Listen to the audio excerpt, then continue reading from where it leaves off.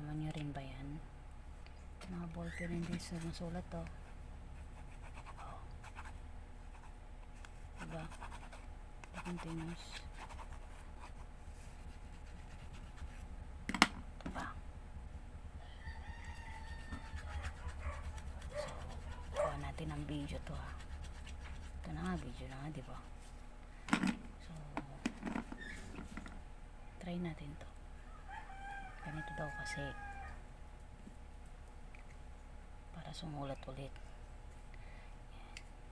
Try natin kung effective. Hindi, di wow.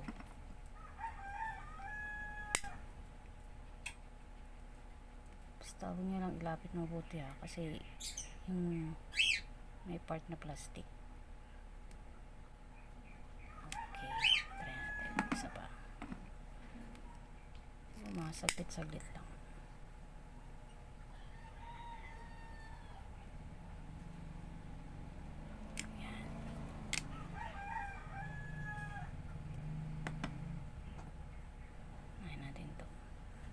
Tingnan ko medyo hindi naman na mainit.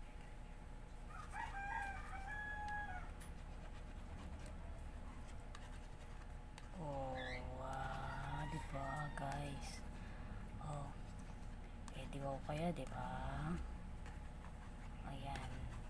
So pag di ulit sumulat, ibig sabihin yun ulit gawin nyo. Pero kita nyo naman guys, yan, diba? Sumulat siya. So gawin natin ulit.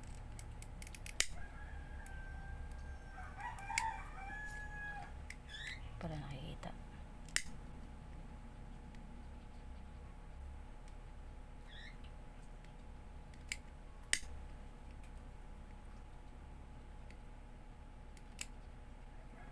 So check natin yung isa.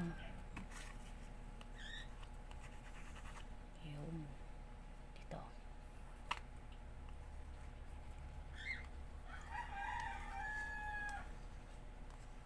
So yan, mga estudyante dyan, yung mga laging susulat ha. Ayan. Amazing.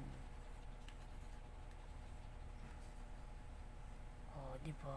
Sumusulat na ulit guys. Ayan, so ganun lang gawin nyo guys pag hindi nyo mapasulat na yung ballpen nyo. Dami na kasi akong ballpen ha. Hindi na nasulat. So gumawa tayo ng paraan. Ayan guys. Ayan. Kita nyo ba?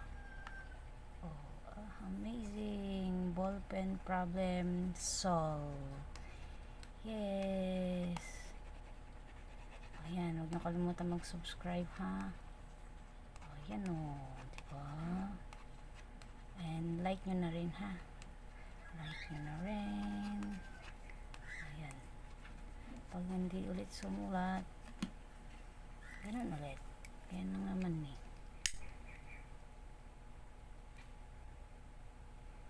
Kasi may mga ballpen talagang patapon. Syempre, sayang.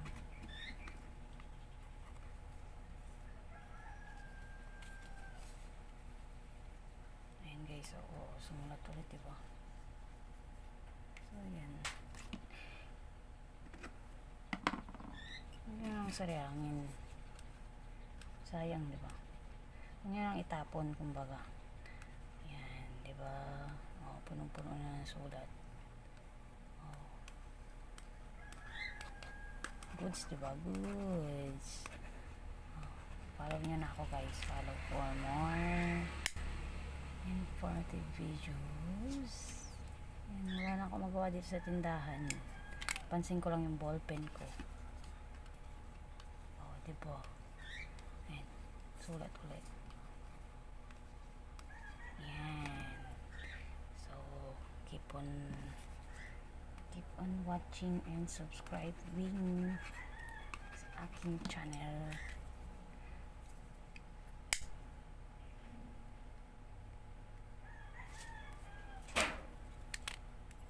Ayan guys.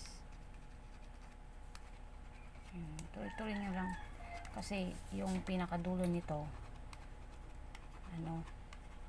nag-dry na yan, kaya ganyan ha. Kailangan isulat nyo ng isulat.